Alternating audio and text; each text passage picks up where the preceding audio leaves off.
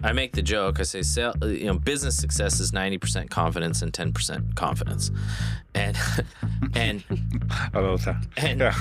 and it comes from, and we go back to the religion thing. It's like once you actually believe that you have superhuman capabilities, whether or not it's true, I believe it's true. Once you actually believe that, it's much deeper than that. It's like, if you really are a creation of something of a divine nature, where's the limit to what you can do? Welcome to the $100 Million Mindset, the source for business owners who aspire to scale, grow, and reach their full potential. Whether you're aiming for 5 million, 10 million, or 100 million.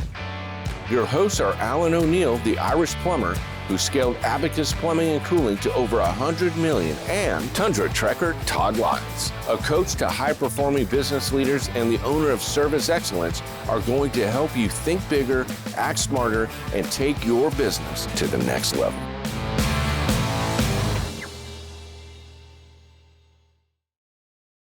Welcome to another $100 Million Mindset. I'm happy to be here with Alan and our friend Ryan Fenn. Thank you guys for both being here today. Really appreciate you. Yeah, thank you for having me. Appreciate it. Today we got a great podcast, Alan, and the topic here is why systems beat hustle. And we're going to talk about how Ryan became a founder that almost became a broke founder to now this business that's scaling to hundreds of millions of dollars worth of valuation. But let's start with a picture. Most business owners don't lose because they're lazy, I don't think, Ryan. I think they lose because they're reactive. The phone rings, the team gets busy, and the cracks show up in places that don't feel urgent or do feel urgent sometimes. This is the cost of just chasing money as opposed to systemizing. And today's episode isn't about software. We know Ryan is the founder of Chiirp, but it's not about software. And it's not going to be a commercial. Today's episode is about creation. It's about what happens when you're broke, under pressure, and you decide to build a system instead of making excuses. Because the truth is, most companies don't have a marketing problem. They have a follow-up problem. They have a leadership problem, and they have a consistency problem. So that's our show today. And I'm here with my partner, Alan O'Neill.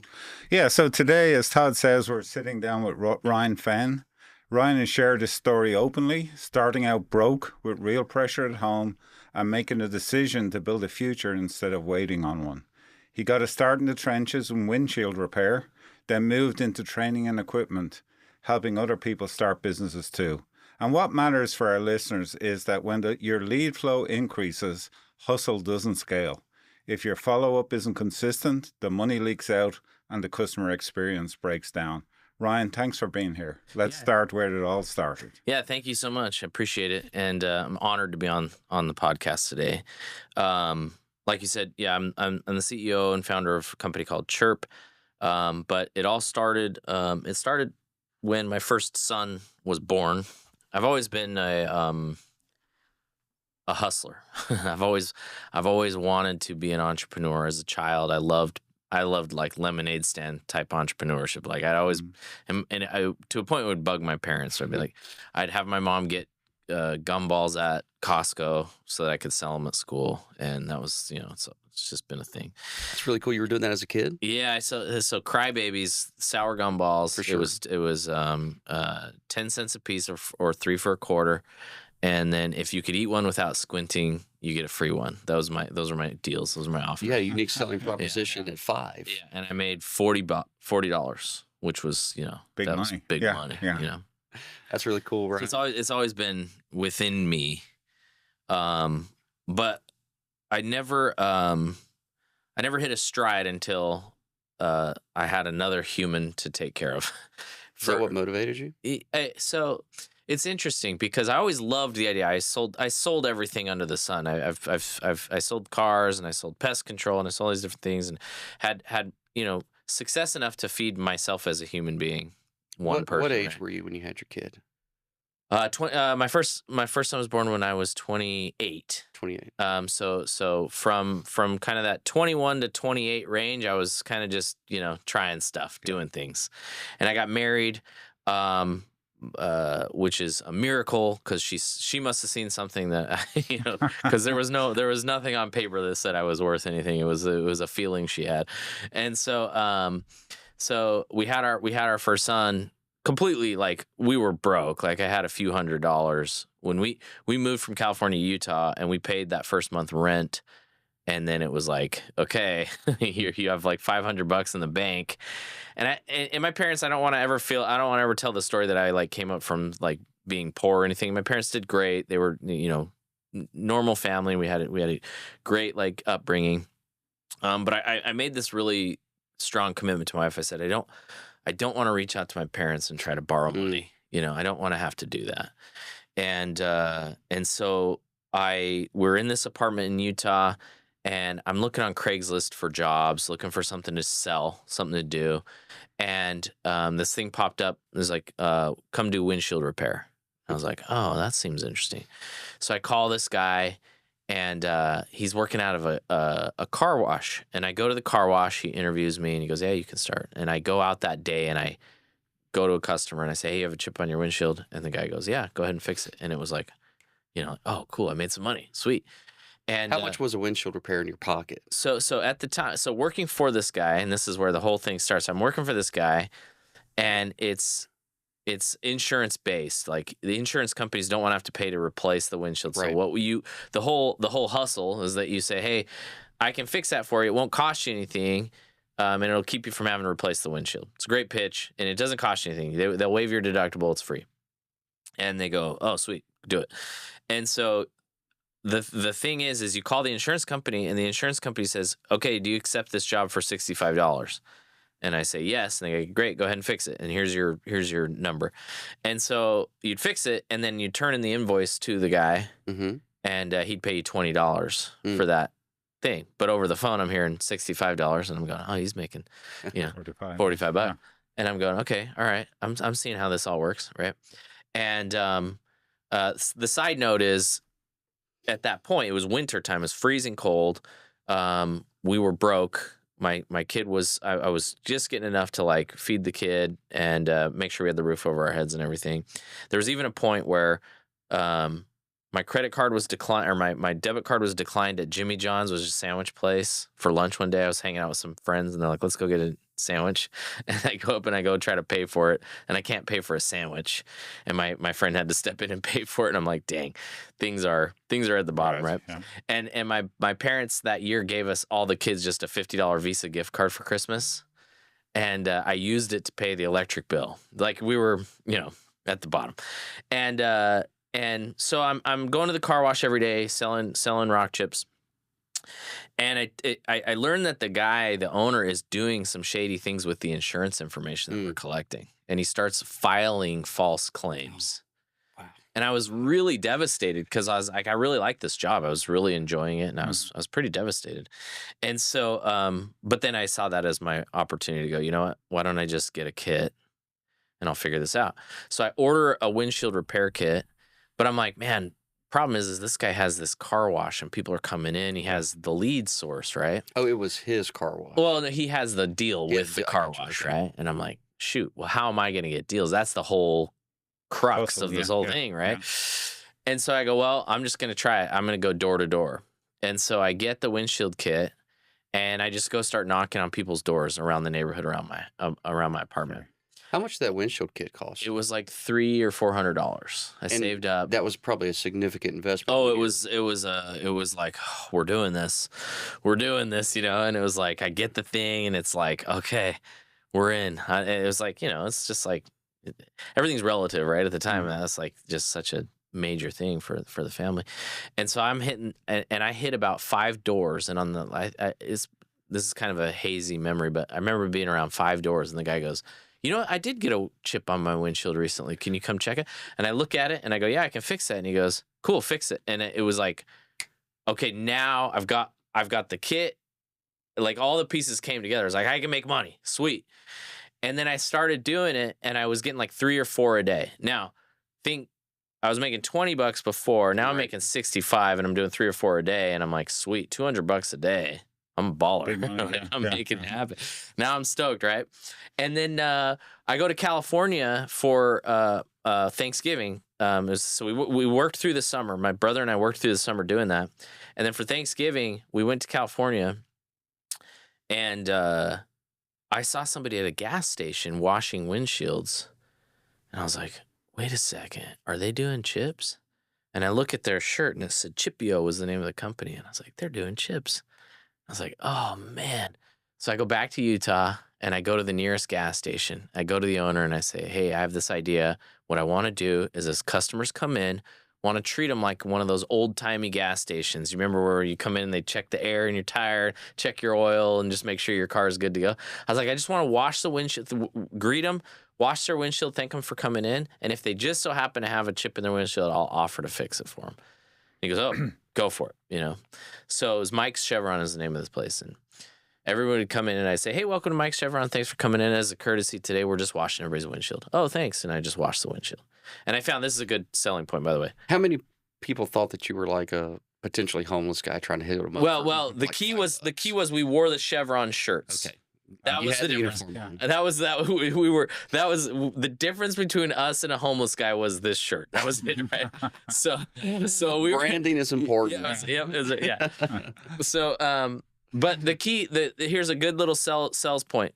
If I asked to wash their windshield, they would say no. So if I said, can I wash your windshield today? No, every time, like 9 out of 10 times, right? So I was like, okay, I've got to figure out a different approach. And I would just say, thanks for coming in. As a courtesy today, we're washing everybody's windshields. And then I would just start washing. Oh, thanks. Appreciate that. No permission, just going in. Because they're naturally going to say no just out of just obligated. They don't want to feel obligated anyway. They don't want to feel. So once I figured that out, it was like, okay, now I've got a steady flow. I'm not going door to door. They're coming to me. The cars are coming to me. And a gas station sees hundreds of cars a day. I've got all the pieces, right? And that first Saturday, we made $1,000. Oh, wow. Doing windshield repair out of a gas station. Like, oh. And you said so you had an employee? Yeah, my brother did it with me. Was he getting $20 a windshield? No. He was. We kind of set up our own entities, and like he would just get his, and I would get mine, right? All right. And so it was like, wow, $1,000 in a day, like that was sweet, right? And so, so we're at the gas station working it out and doing well, and then we got into another gas station, and then another one, and then this guy comes through and he goes, "What are you guys doing?" And we're like, "Oh, we're doing windshield repair." And he goes, I'm the manager at the Honda and Nissan dealership just right up the street. He goes, "We have cars coming in for oil changes all the time, and you could have somebody there looking for chips too." And I was like, "Oh, okay." So we go up there, and next thing you know, we're in like 5 dealerships. We go there, and then Honda, and then we got into Toyota and Hyundai, and we're in all these dealerships, and we're cranking along and doing great. And just like any other entrepreneur, I'm never going to be content with where I'm at. So it's like, what's the next level, right? And the scalability of it was the hard part, because every time we want to get a new location, we had to find somebody to do the chips, and it's not, and then we're paying them the $20-$25, right? Same model, right? Mm-hmm. And so we had a lot of turnover, and it became a very, high turnover business, pretty difficult to scale without just like constant recruiting. And so I thought, this is a great business for somebody that's, wanting like a smaller operation, isn't looking to scale nationwide. There have been some that have done it, but what did you hit in revenue by the time you made this realization? I was personally making around like $80,000 a year. Yeah, and this is multiple locations. With multiple locations. Got it. Yeah, I was probably doing 200,000 revenue would be my guess. I didn't keep very good records, but I was. You were probably still pretty stoked at 80. Oh, are you kidding? Yeah, of course. Yeah, I was like, you're feeding the family now. I'm a career guy. I did it without, and I dropped out of high school, so I don't have like a degree to fall back on or anything. It was just like make or break hustle, and it was like, cool. I proved that I could make an adult level of money and having dropped out of high school. Something I always had to like this chip on my shoulder to prove to my parents that I made a good decision. And are you 28 at this point, or? Yeah, this is 27, 28. This is right. Yeah, right when my son was born. So I'm doing great. Money's flowing in. And, but of course I'm like, okay, how do I take this? How do I go big? Right. And so that's when I got the idea. I was like, well, this is such a good business opportunity for like either a young up and coming entrepreneur or somebody that just wants like a side hustle or a small business that they can just work and not really think about. And so I said, why don't I like train people on how to start their own windshield repair business? And so this is 2000. We'd been doing this for a few years now. So this would have been like 2014 maybe.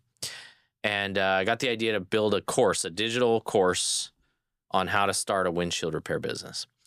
And so I started doing videos on I had a Mac Mini, and I did PowerPoint presentations, and I learned how to do a screen capture video, which was like really hard to do at the time. Yeah, for sure. And I'm like trying to figure this all out. And I made these little videos, how to do the windshield repairs, how to process an insurance claim, and then how to get into a gas station or a dealership, like what to approach, how to model it, how much should you pay the guy, all that stuff. And I built this little course, and then I reached out to the guy that sold me the original windshield repair kit, and I said, will you put my logo on your kit and let me sell it as my own? And he's like, absolutely. White labeling. White label, yep.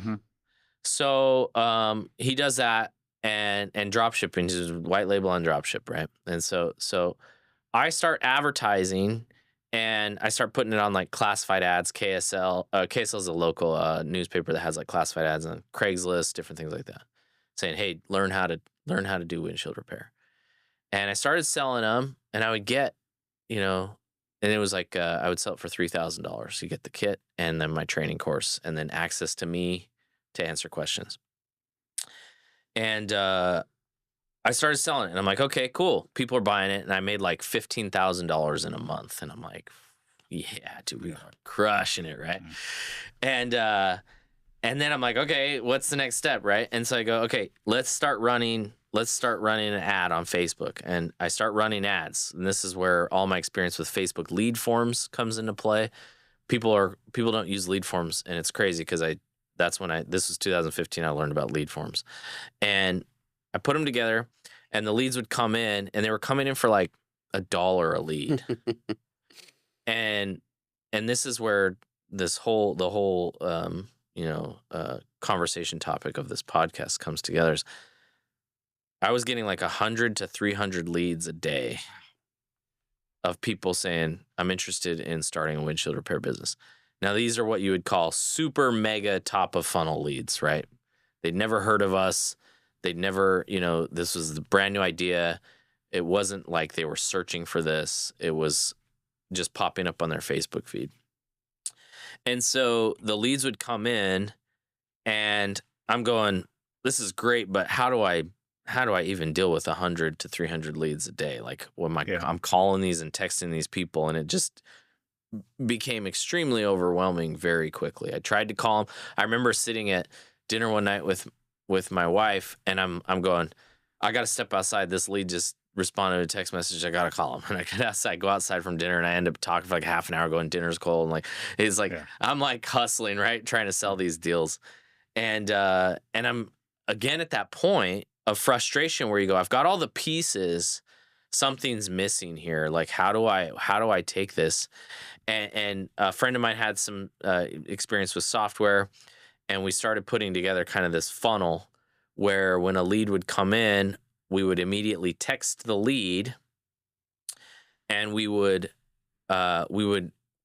qualify the lead before, because if we're going to get 100 leads in a day, we've got to whittle this down to the 4 or 5 that are really actually going to buy, without spending any time with them. Because if we spend time with 100 leads to find those 4 or 5, we're never going to scale. And so I would text them. And say, hey, thank you for your interest in windshield repair business. On a scale of 1 to 10, how interested would you say you are? 10. Okay, great. Watch this video. Now, this is where the magic all happened. I would send them a 45-minute video that I did, a webinar. Did you learn that from the Russell approach? Yeah, like kind of like all those guys at the time where this was all stuff that was pretty new, funnels and evergreen webinars and all this stuff. It was all kind of like new information, and I was starting to pick up on this. And Russell Brunson was a huge inspiration, and so I go, okay, cool, 45-minute webinar. We recorded it, and then we would send it, and that was our way of knowing if that person was actually interested. If they sat through the 45-minute webinar, that's a pretty good indicator that this person is invested in it's worth a conversation at that point. So then if they watch the webinar, we'd then say, okay, great. What did you think? Oh, I really liked it. Okay, let's have a conversation. We get on a call. And then we close the deal. And then we took it a step further and we said, okay, if they watched the webinar and they really liked it, let's send them a link to schedule a call, and then we'll only get on calls that are booked. Like we kept chiseling away until it was like super qualified lead, right? And then we even added another layer after the webinar before they booked, where I had a 1-minute video of me saying, hey, listen, I appreciate you watching the 45-minute webinar. We are very limited on time. We want to talk to you. But if you're not serious and you don't have money to invest in doing this, this isn't the right time yet to book. And like we were literally like having to push people away. Like, please don't book if you're not ready. And it got to a point where we were basically just showing up on phone calls with people who'd gone through every one of those steps. And it was kind of like order taking at that point because they'd been introduced to everything at that point. And it's like, and of course they had, we still had to sell. We had to be good at selling, but we super mega qualified the lead. I love this. If you don't mind, I'm going to. Oh yeah. Jump in. Great. Yeah. I love it for a very particular reason, right? We've created quite a few like lead capture forms last year. Yeah. And the problem that we were finding was that so many people would fill them out and they'd want to book conversations. It ended up just being a massive waste of time because we weren't doing what you just said. We were doing a lot of pre-qualifying. And in last week's marketing meeting, one of the folks that's newer got a lot of great ideas when it comes to branding and approach, but not necessarily so much experience when it comes to this. It's like, hey, if someone fills it out, call them going, no, because we know what's going to happen. We're going to get 150 of these people fill them out. And he's like, well, let them book straight to Chris's calendar. And I'm like, for the love of God, no. Yeah. Because he'll be just doing nothing but talking or like showing up to meetings that no one's coming to. Yep. So now I'm sitting here going, oh, okay. The answer is just to whittle it down. Yeah. Now, were you using Wistia to know that they watched the webinar? What was the software? Yeah, actually, Wistia was. Yeah, I still to this day use Wistia. I really like it. Well, and then you just improved. You just answered a question for part of our issue. So I'm going to go get that implemented in the next week or two. The other thing I would do is at the end of the webinar, I would have them text in a keyword if they were still interested. And that way I knew they made it to the end of the webinar. And I had it forced to you on Wistia. You can force it where they can't fast forward through the video. It doesn't allow you to drag. And so I would wait to put that keyword at the end. And I would say, if you're interested, text the word success to this phone number. And so I knew that they made it through that way too, because they couldn't fast forward to the end of the video. Cool. I'm just going back and I'm thinking about like the webinar thing, right? Yeah. And I'm thinking in this very particular instance of listening to Hermosi talk about going through the Hermosi, not the Hermosi process, but going through the Russell process, which I've taken some of Russell's classes. I think they're valuable. But Hermosi found a similar issue that I found. And maybe it's just the space that we're in. So I'm going to ask you because maybe I'm getting a little selfish here now. Go for it. So Hermosi said that what he found was when he quit doing webinars in the Brunson way, still follow a lot of the Brunson system, but switched it to case studies. Yeah. So I'm just going to give it see what happens. Yeah. And people started buying off the case studies where they weren't necessarily buying off the webinar. Yeah. Do you think that's just a difference between someone who wants to start a business in your case versus ours where people have a business in place? Yes and no. There's a cycle. The internet seems to cycle through different things that work, and they kind of go through seasons. And I found now that it's really, really hard to get somebody to watch a 45-minute video. It's a long video. It's a long time. Now, at the time, we didn't have Reels. We didn't have all these different things. And so it's the fundamentals that matter. It's the bringing them through bridging the gap between who are you and holy crap, take my money. That gap is what we're trying to bridge, right?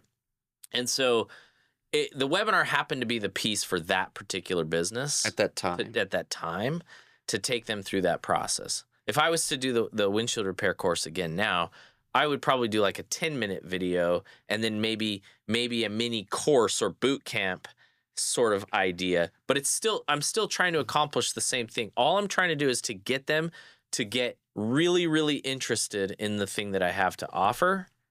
and then qualify them to make sure that they can actually buy the thing that I'm selling. And so it's all the same, whether it's a webinar, a case study, a boot camp, a mini course, all these different things that people are selling. It's all this, they're all doing the exact same thing, just in different, because at the end of the day, what are you doing? You're watching a video of somebody talking, right? That's what you're really doing. So attention span is getting Attention shorter. span is shorter. We can condense messages into shorter, and spike that interest, but you're still just trying to accomplish the same exact thing. And you have to go off of what's working now, and also what the environment is. And right now, the environment is that we have really short attention spans, and it's more challenging to get the attention. We have to be more skilled in our hooks and in our and that's where the power of language comes into play, where we start to whittle down, go, what in that 45 minutes really make that person excited, and let's get rid of everything else and shrink it down to that thing, right? And so you have to find it. And one of the things that a lot of people make the mistake is they try to look at, like, let's say they look at my funnel. That's what we call a funnel, right? From never heard of me to take my money. That's the funnel, right? Going from 100 people interested down to those 4 that got on the call, down to the 1 that buys the deal, right? And so the mistake people do is they try to look at that and go, okay, I'm going to do that. And every business and every offer has its own nuances and differences, and every person pitching it has their own nuances and their own the inflection in their voice and the way that they think. And so if they try to copy what I did there, it's not going to work. It's like when somebody really highly educated from an Ivy League school or something comes in and goes, "Oh yeah, I'm gonna buy that HVAC company and I'm gonna systematize it because I learned that in school," and they come in and they just eat it, right? We've seen that happen, right? Just totally like, wait, I learned this in school that all you have to do is systemize something and it'll make money. It's like, I'm super smart. Why aren't you following me? Yeah, exactly. Because plumbers don't like you. Yep. I had to figure out every step of that funnel from the hustle before I could systemize. What's the right word? I think that's fine. Go for it. Systemize. Yeah. I had to figure out every step from the hustle and then back out the system, right? And then go, okay, cool. I figured out, because at first I'm generating the leads and I'm getting on the phone for 45 minutes with people pitching them. And I go, well, what if I recorded a video and now I don't have to do that 45-minute pitch every time? I can just send them the video. That's the first step of the system that I had to figure out, but I couldn't have figured that out without being deep in that. You had to go through some of those right? 45-minute video or pressing. Go do it 4 or 5 times, or maybe many more times than that, and go, wait a second. Okay, I'm saying the same thing over and over again. Well, what allows me to do that? Video allows me to do that. So why don't I just make a video saying the same thing over and over again? Just send it to them. Boom. System step number 1 accomplished, right? Okay, now I'm getting on the call with them. Okay, I'm getting on the call with them. There's still this and this and this. I'm still saying the same things. Why don't I book the call and have them kind of like put in their information and let me know where they're at? Okay, cool. Now there's the second part. And then that third part. I'm getting too many bookings that are not qualified. Let's put in that third video. And so you couldn't just go, I'm going to do that same funnel Ryan did and just put that together for my business. Absolutely. It just won't work. But the fundamental goal is the same. I need to take somebody from not knowing who I am to shut up and take my money. What are the steps in the process to get to that point? And the only way really I've discovered to do that is to be in the hustle, in the grind, figuring that out. And then, like we say, is like the hustler has to die for the system or the leader to be born. And so at that point you go, okay, now I've figured that out. Now I can actually scale. And we took that. I made like $2 million selling that course through that process. And it's like, and at what age range was that? This was like 30 to 35. Got it. 30 something. Yeah, I was doing the windshield repair and doing this. And $2 million over those 5 years? I think we did the course for 2.5, 3 years. So over that period of time. So we sort of bring the listener to where we are. From 20 to 28, you're figuring things out. You start doing windshield repairs. You figured out that you could make $65 instead of 20. You said, "Oh, I'm going to do this." Yep. You start doing that. You're making a little money. Yep. You're trying to scale it, and even at scale, you're only making 80,000. But you knew that you could teach other people how to start this little business. Yep. So you go, "I'm going to sell that." So you sell that. You're making 3,000, but you're wasting a lot of time in qualifying leads. So you figured out that some form of automation is what's going to allow you to sell more courses and get more of your time back. And this is all prior to the company that you have now, Chiirp. This is just you figuring out essentially how to maximize your time and how to qualify leads and only talk to people that are really interested. That's right. That's So right. that's the bottleneck that you were trying to figure out is how do I get in front of, at the end of the day, in front of people that want to buy whatever I have to sell. That's right. That's Okay. right. So Ryan, when you were selling the courses, how many people was it? Was it you and a couple of people? It was me and my brother still. Really? Just Just us. the two of you? Yeah, Yeah. just the two of us. Yeah. Fantastic. Yeah. Fantastic. I would do all of the marketing part up to the appointment, Right. and then he would get on the calls with him Right. and close the deals. Fantastic. So I was putting all the systems together for that funnel to flow. And I still remember the first day that somebody booked an appointment and we got the notification appointment booked, and it was like, it was like somebody went through that whole funnel and booked, and it was like, whoa, this is powerful. Like this means something. And that's really what drove me to build Chiirp, right? Because now I'm going, well, okay, if this works for me, I bet it'll work for other people, right? And so I got the idea to build Chiirp. I took all those fundamentals, all those things that I learned, and I said, I want to put this into a software that allow people to have the freedom to build this follow-up process. And then that came with its a whole new set of system building challenges and all the things that I've had to discover and still are very much discovering to accomplish that. But that was, to answer your question, that's where Chiirp was, all of that accumulated from the gas station to, selling the course was what, made me have the idea to come up with Chiirp. That's very cool. What I'd like to do now, Alan and Ryan, is I want to move from this idea. It's like, hey, I got this idea to create Chiirp. Yeah. And I want to jump into the beginning processes of that because I imagine in the beginning, you've got this idea that hasn't fully formed. Oh, yeah. Right? So tell us a little bit about the creation stories. Walk us through that first working version. Give us the details on the ugly draft. How did you go from concept to a minimum viable product? Yeah, for sure. I have this idea, right? I go, I wanna create a software program that allows people to do what I'm doing through text messaging being the key. And we try not to lump us into a text messaging software. We say we're an automation software. Texting just happens to be the most effective form of communication right now, and it could change, but right now texting has the highest open rate, so that's what we focus on. And so I go to a family friend who has some money. He's actually a billionaire, and but he grew up with my dad, and I knew him. And I said, hey, I have this idea. I had been texting him every now and then, like, oh, we just had a $75,000 a month with GlassPoint, which was the course. I'd text him these little like snippets of my life. You're intentionally letting him know intentionally letting him know that I'm, yeah. And so then I finally go to him and I say, hey, like, I want to start this business. And he goes, I'll give you a loan to get started. But here's your biggest problem is you're not going to find, you're going to have a really hard time finding a programmer that you can rely on and trust. And he knew this. And he knew this. Is he from the tech space also? No, he's from the lotion space, actually. And puts the lotion on the skin. Yeah, exactly. Yeah, not that kind of. He's weird, but he's not that weird.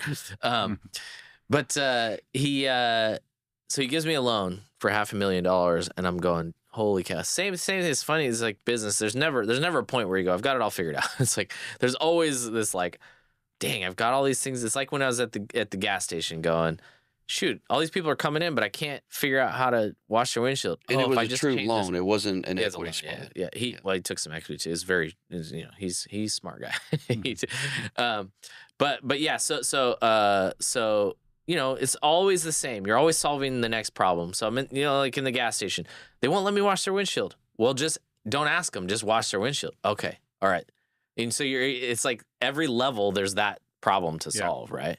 And so I'm going, shoot, I have a guy who's given me $500,000, but I don't have a programmer. Like what? Like, you know, and I at the time, everything he said to me is gospel. And you hear when you're you know, you hear a billionaire speak, you just go whatever you say, right? Yeah. Later, you learn that nobody really has anything figured out, and you just have to figure out stuff on your own. But at the time, it's like he knows because he's a billionaire, so he has all the answers. So just listen to what he says. And when he says it's hard to find a programmer, that became gospel to me, right? It became truth.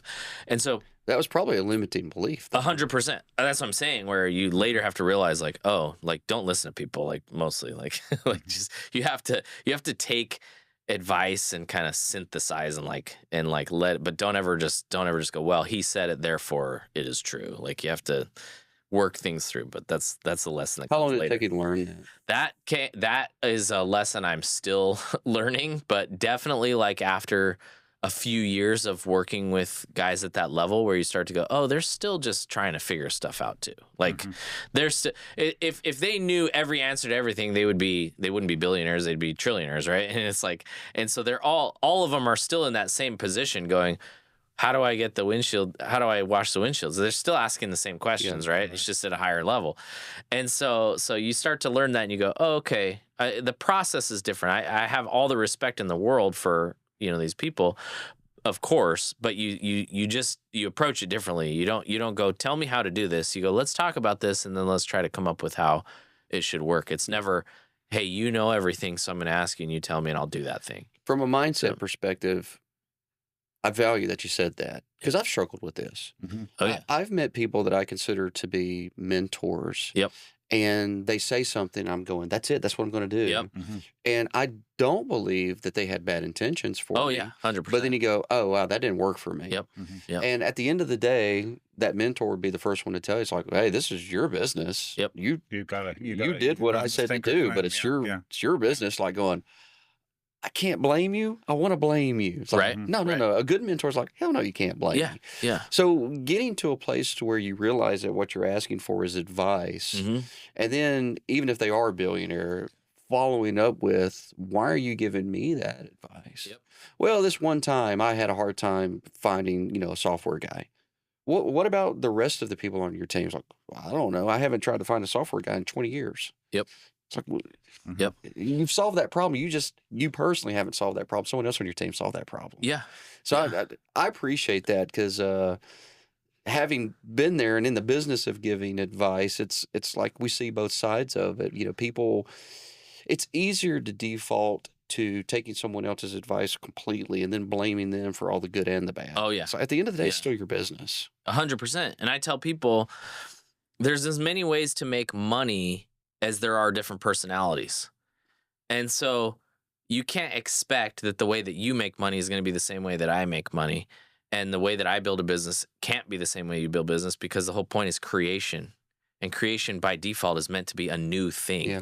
And so to say, I'm going to do it like him is going against the nature of creation, right? And that's why I was kind of had that's where I had the hard time with school, where I'm like, well, how is somebody going to teach me how to do something that's only I can do? Like, that's for another conversation. But Well, maybe we'll jump into that. but- The billionaire guy gives you money. yeah, He takes equity, and he also sticks a limiting belief in your head. sticks the limiting belief. How long did that stay there? It stayed well. So the limiting belief definitely, and there was other things like you'll hear somebody like him say, "Oh, I would never get into the restaurant business. Can't make money in the restaurant business." But you'll meet a guy that can make millions and millions and millions of dollars in the restaurant business who would say the exact opposite of what he's saying. So you can't and you go, well, it's not that you shouldn't get into the restaurant business. It's that he shouldn't get into the restaurant business because his mind doesn't think that way. And so you have to think and go, how does that apply to me, right? And so in this scenario, I have this thing and I go, shoot, I don't have this guy. And so I did go, you know what though? I know Kevin, and Kevin's my CTO and my he's been with me from day one of Chiirp. Kevin was a guy that I knew back in 2008 when we first got married. He had moved up to Lake Arrowhead. He had sold he built a shopping cart for his business. So he built the software for a shopping cart for his business, and he was doing drop shipping. So this is like anybody, like this is like .com, late 90s, early 2000s, like And so he sells this business, moves up to where I'm at in Lake Arrowhead, and I got to know him, and he was building a shopping cart software to sell, which had him and I nailed it, we would be the Shopify right now. This was before Shopify, before everything, but we didn't know what we were doing. I didn't know what I was doing. But I met him at church, and he told me about this shopping cart thing. I was like, oh, I'm really interested. We kind of worked on it for a little while, and then he ended up kind of getting burned out on it. His house actually burned down in Lake Arrowhead. Oh, man. We had this big fire come through, and he kind of just like, you know what? I have money. I don't want to do this anymore. And he moved to Vermont, and I didn't see him for 10 years. He was out of my mind. Right. And then when this partner says, you're not going to find a tech guy, I'm like, kind of like, dang. So I call my brother, he's in tech. He's like, yeah, I don't have time to work on something like that. And I'm like, and then it like came to me that I was like, I wonder if Kevin is interested in programming again. So I called Kevin, and he's like, yeah, I was like, what are you doing? And he's like, I bought this store out in Vermont, this general store in this little tiny town that he's running. And it's like it's the only store in town. And it's just like this, like, he's like, yeah, I just thought it was cool, and I just bought it. And I go, well, have you thought about programming again? And he goes, Ryan, in the last 3 months, I have been praying every night for a new opportunity to start programming again because I'm so sick of this store. And I was like, huh, well, I might have something for you. And I said, I got a little bit of money lined up, and I think we could make a go at this. And he goes, I'm in, like, immediately. Was the money the 500? The 500, yeah. Sorry, can we back up, Brian? So yeah, when you go to this billionaire, yep, you have this idea, right? What did you pitch him? Like, did you tell him you have an idea for a software specifically for the home services industry? What was the pitch? I'm just curious. Yeah, I didn't know I was not home service at all at the time. Right. I was I know how to help people convert leads. Okay, so you were just a lead closing, conversion, and it was like, I was like, I don't know who needs this, but I think it's a good thing. Mm-hmm. And he said, yeah, it seems really cool. You've obviously proven that it works. Let's go ahead and do it.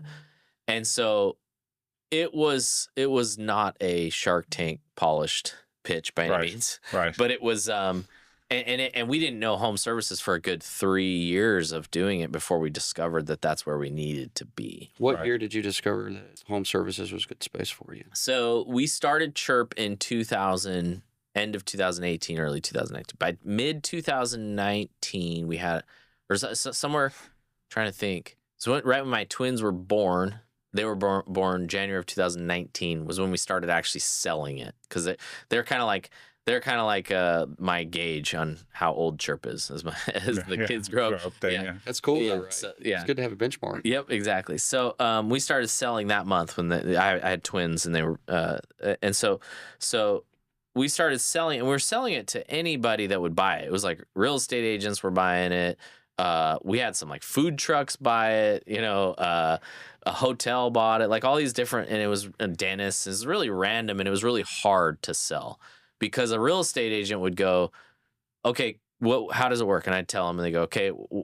And I go, yeah, this dentist is doing this, or this restaurant. I don't care. Well, what are the other real estate agents doing? Right. And I'd go, well, I don't know. Like, we're just getting started. And so it's really hard to sell. And then it was like, let's try to niche down. And we were trying to find where it fit. And I did this thing. If you guys have heard of the service Cameo, mm-hmm. It's where you can hire somebody to do like a birthday greeting, a celebrity. Yeah. And Kevin O'Leary from Shark Tank was doing them. And I go, I wonder if he'd just talk about Chiirp. And so I paid the $1,000, and I put in a little, just talk about Chiirp. We're a text message automation thing. And he comes back with a 60-second like banger video, like perfect video of him going, you know what people don't read? Emails. You know what they do read? Text messages. And if you can get people to read text messages, you can make money. And Chiirp does that. And it was like this perfect, like little, like, I was like, holy cow, that was the best $1,000 I've ever spent. So I start running this ad with Kevin O'Leary, and some home service guys picked it up, and they go, oh, I want this. And they buy it. And we're figuring it out. And we're figuring it out amongst all the other, I hadn't gone, oh, cool. There's just one of many different things, right? And then the one guy, he's a carpet cleaner, Oscar. He goes, you know, if you integrated with House Call Pro, this could be a big deal for us. And I go, what's integrated mean? like this is I'm playing into the ignorance a little bit. I didn't have the idea at all. And I go, oh, that's okay. So we look into it, and my guy starts building this integration, and then this other guy goes, hey, you should do the same thing for Service Titan. And I'm like, okay, cool, do that. Kevin, and then I had this guy Taylor. He's still with me. Taylor's just mega. To this day now, at this point, I believe he is the smartest automation expert in home services.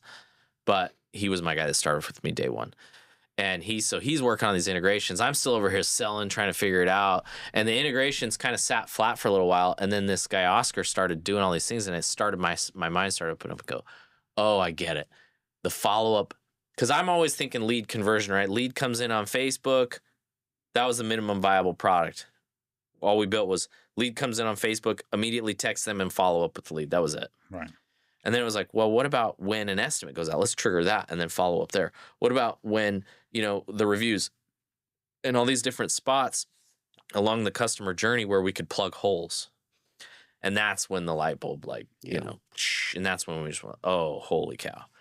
So I'm sitting there. This is COVID time. I'm in my room doing demos with people. I'm in Facebook groups, just going, you know, in the House Call Pro groups, answering questions, not being extra, like not being solicity at all, just answering questions. General people go in and go, how do you do this with House Call Pro? Oh, you know, this is a way you could do it. This is a way you can automate this. This is how you could do this. And they started asking me, well, okay, what do you do? And then, oh, well, you can do it through Chiirp. And then that's how we went with that first struggle of that first 3 or 4 years where I'm stuck at like $20,000 a month in recurring revenue and just like really struggling, where I'm sitting in my room and during COVID doing demos, and I took us from $20K a month to about $100K a month, just in this little desk next to my bed that I'm just like every morning I just wake up and roll over, look at my calendar, and just get on Facebook and answer questions. And that's when it was like, okay, you've figured out how to sell this thing. You figured out who to sell it to. You know, you figured out how to wash the windshields at this point. How do I scale, right? And I knew I couldn't just keep selling. And so I read that book, Who Not How, which if you haven't read that book, It's a great book. Great book. And I was like, dang, I've got to find somebody that can do what I can do. And so I sit down and I go, I'm gonna get on LinkedIn. And I'm going to go through and I'm going to find 100 people that claim to be great software salespeople on their bios. And I'm going to compile this list, and then I'm going to call through the list and find the guy that can do what that I'm doing. And I was going to do 10 a day, every day for 10 days. That's 100, right? So I sit down on LinkedIn and I go, all right, let's do a search. And I go up, search, guy pops up. Write them down. And I go, I'm kind of the guy that's like, I just go. I don't want to so I'm not going to sit there and compile a list. I'm going to call the guy and then I'm going to move to the next. I'm going to do the whole thing and then move to the next one. So I call this first guy and the guy answers, goes, hey, this is Justin. And it happened to be Justin was the first guy you called? The very first of the 100 that I was going to call was Justin Judd. And I was asking about Justin earlier before we got the show going, because Justin's been my primary connection. Mm-hmm. And what is apparently obvious to me about Justin is that he works really hard. He's obsessed with Chiirp, and he's been very open about his past and struggling with addiction. And you can just tell that the way he works towards Chiirp is that substitute for control. Yeah. He's taken a lot of fulfillment in his life, and he's just super dedicated. And it's like, it's awesome to have. You don't want to get in the way of Justin. He's going to get it done. He's getting it done, and it's been amazing to see. And so he was number one. He was the first person I called. Okay, I got to ask. That's crazy. I got to ask a question. Yeah. I'm connecting some dots here. I heard you mention church earlier. Yep. And you've had a lot of serendipitous things. I'm going to ask a question that's not typically podcast type questions for this, but How do you think your faith and God is moving in your life on these things? It's basically I mean, I don't like to go too far into it just because you want to keep it Yeah, for you wanna keep everybody. it secular. But for me, I have a very, very, very deep belief that I'm a child of divine creation, and there's nothing that no qualification more than I need than that. And if I'm a divine creation, then things are supposed to happen for me, not to me. And so I assume miracles will happen. And that's how they continue to happen. I think over this is and actually over and over relevant again. to the show because Mhm. if you could take the divinity part out of it, Yep. which I'm a spiritual person, but you Yep. could take that out, there's still a mindset concept here. Yep. Mm-hmm. And by the way, I've had many conversations with friends of no faith and friends of faith. Yep. And the mindset conversation is one of the things that I have. Like I told my friends from Australia, I took the boys, Mm-hmm. James and Michael, to see the guys at Wyatt's place. Right, we went to Yeah. Indianapolis, Yeah. and they were so impressed. And I said to them when we got back, I said, "Hey, as we're building the sales team, see if you can find missionaries that have settled in Australia or they're from there." And they're like, "Why?" I'm like, "Because they hustle." They know how to handle rejection. Mm-hmm. They don't give up. They believe that they're doing things for a moral reason, and and I think that is actually part of the success of the Mormon Church is that mindset that they have. And I didn't ask you if you're Yeah. Mormon, Yeah. and I'm No. not Yeah. going to ask you. Yeah. But my point is, Pretty safe assumption, but yeah. Well, you said California Yeah. first, right? Yeah. But the reality that I have witnessed is it's not universal. But if you find someone who sort of has this mindset of like, yeah, you know, God made me for a purpose, they tend to do pretty well in yeah. life. Yeah. Mm-hmm. Yeah. And you can, and that's the argument I always make is saying, well, okay, it's okay. So it's not, doesn't end up being true. That's fine. I did pretty well. I'm pretty Can good. I ask you a question? When you sit down, and because I have a similar experience with finding somebody. So when you sat down in LinkedIn and you said you were going to, reach out to 60 Yeah. people or Yeah. 100 people in your case, did you fully believe you were going to find that person in that 100? Yeah, because, and that's how that's just how I approach everything. It's Mhm. just, I'm just gonna, it's going to happen because I will make it happen. Right. Like, Right. If it is to be, it's There- up to me. yeah, there's no question of, Yeah. I wonder if this will work. Right. It's just, yeah, of course it will work because I can solve problems. And Well- and that comes from both having faith, but also just a track record of every step of the way I've been able to solve the problem. It's like I have a track record of 100% making it to the next day, right? Right. And so you just go, what and sometimes it doesn't work out the way you think it's going to, but it's always a solution to the problem, whether or not it was the solution you thought was going to be. Right. So you always approach things with this idea that it's going to happen. I think mindset is the answer here because if, in my experience, I'll tell you my story about what we were looking for a master electrician. We were opening a branch here in Austin. Yeah. We were looking for a master electrician. And the guys kept saying, there isn't any. We can't find them. And I got so frustrated. I went in my office, and I'm not the type of guy that will publicly show frustration. But I went in the office and banged the door, and I was like, I'm so tired of hearing I can't. And I sat down and I said, okay, here's what I'm going to do. I'm going to contact 60 master electricians in Texas and see can I hire one. Yeah. On LinkedIn. Yeah. So I'm gonna Oh, I'm yeah. gonna send 60 emails from LinkedIn. So my requirement was it had to be a master electrician, it had to be in Texas. So I start going through. I send the 60 emails. I send 30 one day, 30 the next day. On the second day, I get a response from one the first day, and Yeah. he was the guy that we hired and Yeah. set up the electrical department in Yeah. Austin. But that was just pure frustration. But I fully believed that when I came up with that plan to contact 60 people, someone was going to answer me in a positive way, Yeah. right? And the only response I got was from the guy I hired, right? And he turned out to be a great hire, and he was Yeah. with us for a few years, and he eventually retired. But I do think mindset is got a lot to do with it, Ryan. You were fully convinced you were going to find that guy. when you sat down? 100%. Yeah, 100%. 100 people. Yeah. And the first one, like, I think it's crazy. It was the first guy that you contacted. Yeah, yeah, yeah. Yeah. But So you found him when you were at 100K a month. we had 100K. And you hustled from 20 to 100K just by actively participating in Facebook groups and just answering questions and being available. That's right. Yeah. Okay.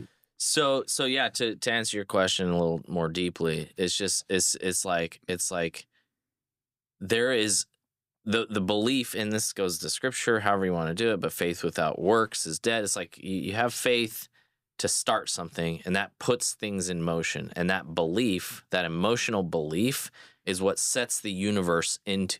And I'm relating this heavily to AI lately and a lot of things, but like we have superhuman abilities that we don't know about. Our brains are supercomputers that work in our favor or against us if we put in the wrong prompt. That's right. And it's the same when we sit down and we put in a prompt into AI. The better the prompt, the better the outcome.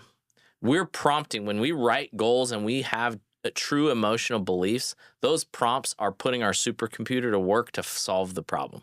So if I have a problem, I need a sales guy, and I have deep emotional belief that I can find the solution to this problem, and I put the motion and I actually take the action, then the computer, the superhuman computer, will guide me through the process of how to do that, how to solve that problem, subconsciously. And that's how every one of these things has happened. Is you start with the belief, then you just put pen to paper, get to work, right, and just try to figure it out. This. Yeah. And you're prompting your superhuman. You know, we have AI, and this is the OG I. This is just I, right? Right. and it's like it's the same process. We're prompting it, and the better the prompt, the more clear, the more solid, the more emotionally attached, and the more convicted, the better. That puts it into motion. And we can do the exact opposite with negative words. Absolutely. I can't. The computer goes, oh, okay, I can't do it. I can't do that. And then it stops it in its tracks. Or we use too many substances to stop that process, or we don't allow the pain, because it's a painful process to solve problems. And so we often will retreat to substance abuse or different things that stop the pain of solving things. And we all kinds of different reasons why we'll stop our computers from working, right? Yeah. And so that's the more, Very, very. There's yeah. To both of your points, there's been like several keystone moments in my life where I've faced like really big obstacles. And right when the obstacle hits, at first you sort of have this, it depends on who you are. For me, I have this moment of, okay, this is a real struggle. What am I going to do? And I stress out. And then it usually only takes about a day or 2 days. I sit down and I write a goal. And in the goal, I always do some level of commitment. And the commitment's either going to be time, resources, money, something along those lines. And then once I solidify on it, like something I shared with you, Alan, right, which I'm going to put on the podcast here. But once I solidify on it, go, this is what I'm going to do. This is what I'm going to commit to it. It's amazing how it's like, bam. Yeah. It just happens so quick and so fast because the commitment's there. Yeah. And the brain's like, no, I'm committed to this. I'm doing this. But not only is your brain committed to there, you change the way you speak to other people. You say, this is what we're doing. Yeah. And other people hear you go, oh, we're doing that? You know, we're doing that for sure? It's like, yeah, we're doing that. You calm down. I'm ready to go. We're doing this thing.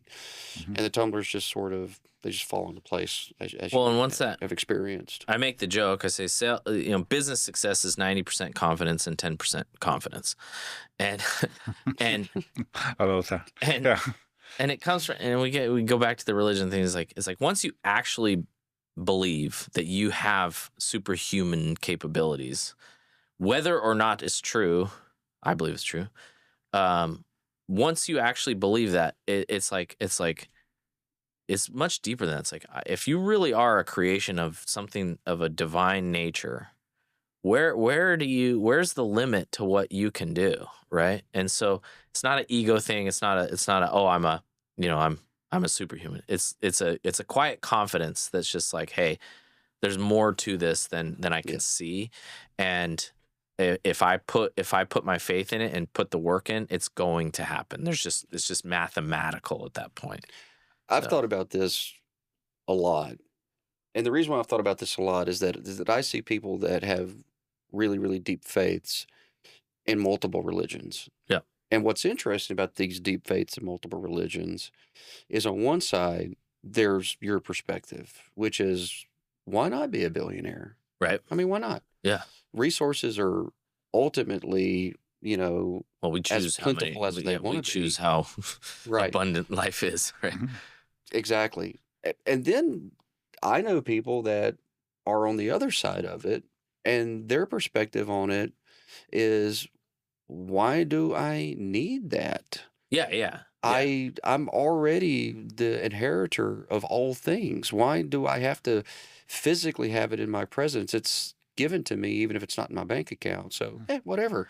The opposite of, our peace is not wanting. So they're like, I don't even want it. And they literally live a life where they're like, I don't even want And it. there's absolutely nothing Nothing wrong with that. Yeah. And they're Yeah. and then sometimes they have a deeper joy because they're not trying to associate their success with a material possession. So, and again, there's nothing wrong with either one, because at the end of the day, it's like, hey, you only get one life. Yeah. Yeah. Yeah. You It's do. like, what is your thing that makes you happy? And I would never want to portray the idea that to be happy you have to be rich, because that's far from truth. But It does it hurt? doesn't hurt. It's fun. It's great. But it's usually like a feeling within somebody. It's a Yeah. calling, if you want to call it that, where it's like certain people are designed to be happy with certain paths in life. And to me, it's not money that shows that you're a successful person. It's are you consistently open-minded and trying to improve yourself in whatever area you want to improve, or wherever that is.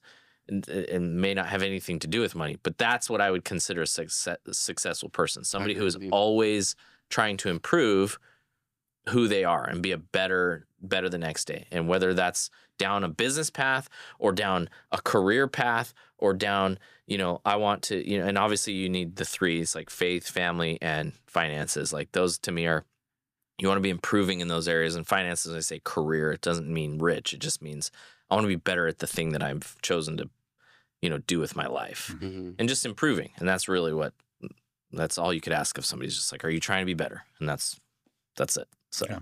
All right, listeners, we're going to do something new in today's show that we've not done in the past, which is we want to just take a moment and give you what we're calling the Monday morning moves. What is this?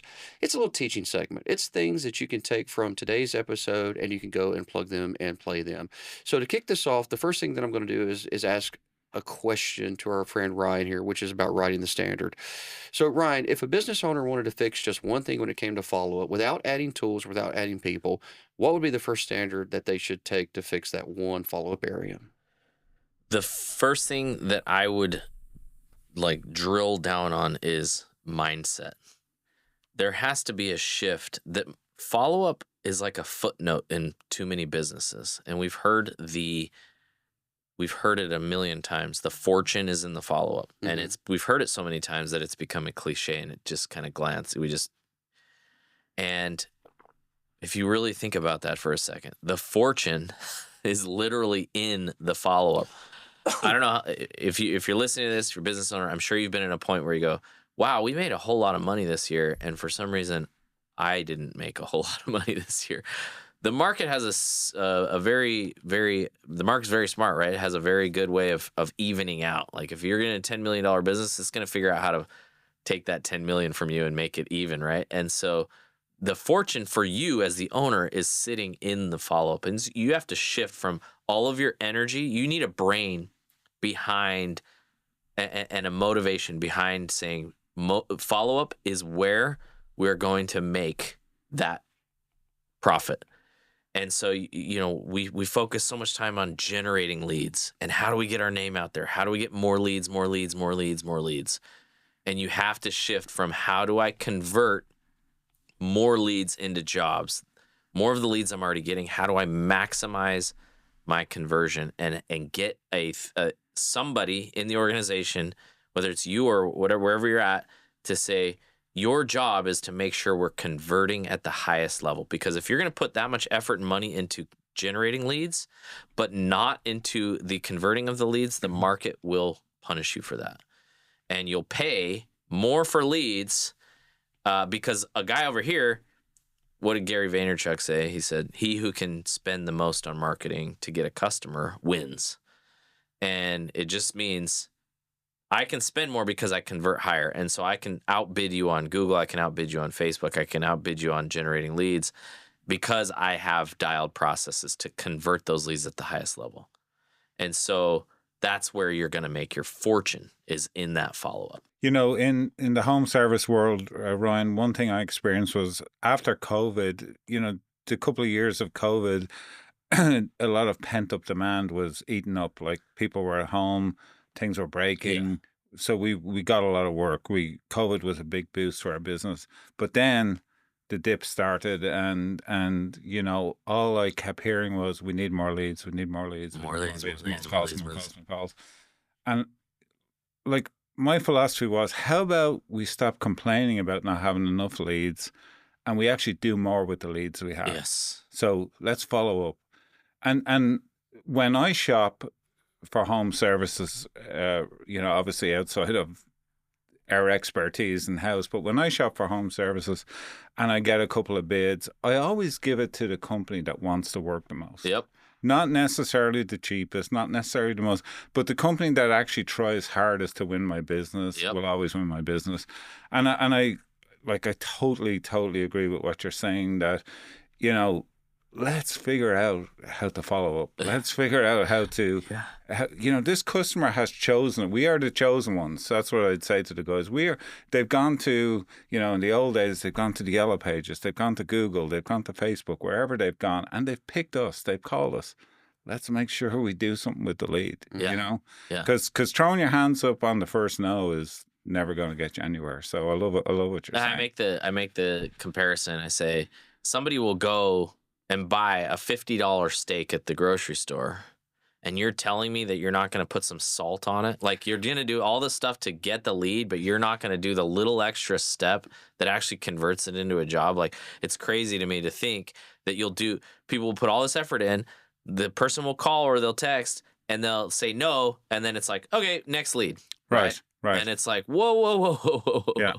You just spent $200 to get there, whatever it was, to get that person to raise their hand. Right. You better do everything humanly possible to get them to say yes. Why would you send them to the competition? Like, why would you do that? Yeah, what's happening. Yeah, right? Exactly. Because they're going to close. Yeah, we have a sign in our call center that just simply says, every call is golden. Yep. Right. So perfect. it's literally that valuable. Like, don't. What do we say at the end of that video? We say, your leads are going to convert.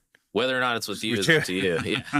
I love it. I love it. Yeah. So, Ryan, I have a question for you. What's the simplest cadence that creates consistency without overwhelming the team? So, speed to lead is huge. You have to. So you have a minute. If somebody's submitting their information, this is for lead forms specifically, and then we'll talk about phone calls, but specifically lead forms. Whether that's a Facebook lead form, a website lead form, a Google LSA, Angie, Thumbtack, whatever. Somebody filled out the information, and you have 1 minute if you want maximum conversion. And that window, in my opinion, that was a study done years ago. So in my opinion, that may be less now that Reels and our attention spans are just getting shorter and shorter. But if you're like, you start there. If you're not contacting your leads within a minute, there's your first thing to work on is, okay, how do we shrink the time between lead form submission and the time we contact? And I need to get down to a minute. And it's dramatic. At 2 minutes, you see a massive drop off. So even if you're waiting 2 minutes, you're seeing a drop off. Wow. And so, because you think about it, you're on your phone and you do that. How easy is it nowadays to move to the next thing on your phone? Yeah. It's instant. You could, if you wait 5 minutes, 10 minutes, they've like forgotten that they've even filled out the form. They're like now in an argument with their wife or something. They've moved on. Like, it's exactly. old news, right? Yeah. And you call them and they're like, what do you, and you got to like bring them back. Mm-hmm. And so that 1 minute is incredibly important. And then a follow-up that day again, 15 minutes to, an hour within that time frame. Next day, and then for 7 to 14 days consistently with multi-channel. So in multi-channel, we're going to text them as being the highest, but we're also going to send emails and we're going to send voicemails to attempt to hit them from, people have different emotional reactions to different types of media. Right. And so we try to tie this up. We say multimedia. It's because we're trying to, because if we're trying to get to the reticular activator, if you've heard that phrase before. The part of your brain that makes you consider an offer and make a decision. That's the point in the brain we're trying to get to. And the further we drive our message, and sometimes what'll happen is they'll get a text, and then maybe the next day they get a voicemail and they remember the text, and that extra second that makes them tie the two together drives it a little further into their brain. So we're hitting them from different angles, and it's driving the message in further. And you do that for 7 to 14 days fairly aggressively, and then you put them into a slow cadence that would be, you don't ever want to just go, you don't ever want to give up. Yeah. But you go into a slow cadence where you go, okay, every 2 weeks maybe, or once a month. We've had people where they go, a 6-month text went out, and the person, like, oh, yeah, I do need to still get that done. Let's do it. And it's like, if you hadn't sent that 6-month text, that lead is gone. It never would have converted. But because you had it 6 months ago, you put into motion something that 6 months later is going to drop a text message, you were able to get them back. And so, so the goal would be, you know, I heard one guy say it really eloquently. He said, our standard, our protocol is that we either reach them or we get a restraining order. Those are the only two outcomes that are going to happen. Right. And obviously you can find your level of aggression, and you maybe not go that far, but that's, you know, that's how you want to think about this, is like, if they've given you information and they've given you permission to contact them, you contact them until they either say yes or they say, don't contact me again. I'm done. Yeah. So that's move number 2, and that's build the cadence. Move number 3 here is protect the customer experience. So here's the question, Ryan. When companies grow fast, where do they usually break trust first? So it's easy when you are young and new, because you're the guy running the business. So leads are coming in, they get to talk to the owner of the company. It's like, hey, that's my guy. That's my trusted HVAC guy or my trusted plumber, right? The moment you scale and move up the ladder and now you have people under you, now it's you're starting to get that corporate feel, which is like the down home feel is starting to fade away, right? And you're going, it's easier for me to say no because I don't have he's not my buddy anymore. It's easy for me to say no. And so what I've tried to accomplish, and this goes back to my Glass Point days, sending out videos, is I'm trying to scale authenticity, because that's what you're losing, right? You're losing authenticity. And scaling authenticity is very difficult. You're not going to get on the phone and talk to everybody if you're a multi-million-dollar company. You just can't do it. It's impossible. And so you leverage tools, you leverage technology to create the same feeling with the customer. And so when somebody requests information, you may send a video of yourself, and this is a selfie-style, non-produced personal video that you would send. You're not doing it every time, but you send this video out, something like, thank you so much. Hey, my name is Ryan. I'm the owner of, Wasatch Electrical, or whatever it is. Thank you so much for trusting us for the opportunity to give you an estimate. It means a lot to me. This is my family business. I started it. Tell a little bit about your story. The key is story, story, story, story, story. Hey, I started this business with my bare hands. My dad taught me how to do this. And, I take it very seriously. I want to make sure I earn your business. I'm going to send out one of my top technicians. He's going to come out. If he doesn't provide 5-star service, I want to make sure I know about it. So please let me know. And now we're at scale creating a customer journey that allows them to connect with us personally as if we were small, but at scale. Right. So we're leveraging technology to be able to create the same feelings we do when we're small. All right, Ryan. So one thing owners should stop doing immediately. Owners should stop doing everything. Owners should learn to delegate and trust that the people that they're bringing up can do the thing. I love it. One thing they should start doing this week. One thing they should start doing this week is relentlessly following up with their leads and making sure that every single opportunity is exhausted to the point where they either get a yes or a no. I love it. One metric that tells the truth no matter what. The metric that tells the truth no matter what is, are you able to fall asleep at night and feel good? That's powerful. Yeah, that's really good. Yeah. That's good. All right, Ryan, I got 3 for you. What leadership habit helped you most as a founder? The leadership habit that has helped me as a founder is accountability. is accepting that every single thing that happens is either my fault or my victory.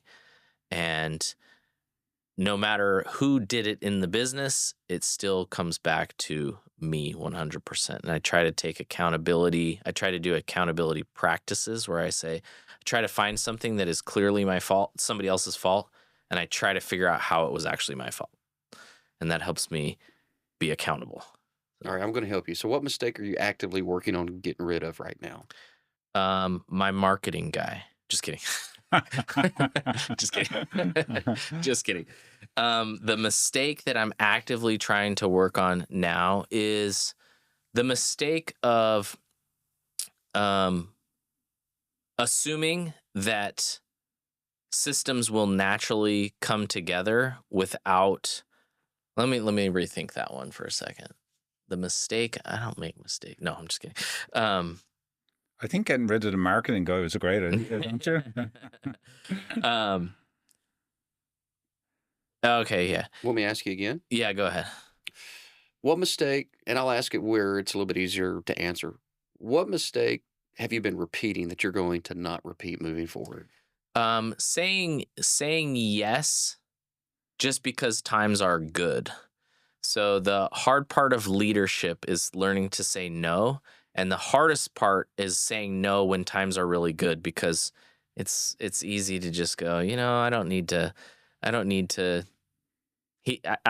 Like if you have a person in your organization that's just not a good fit, but you can afford and things are good and you just don't want to confront that at that time, it's going to come when things are tough, and it's going to be a lot harder to do it at that time.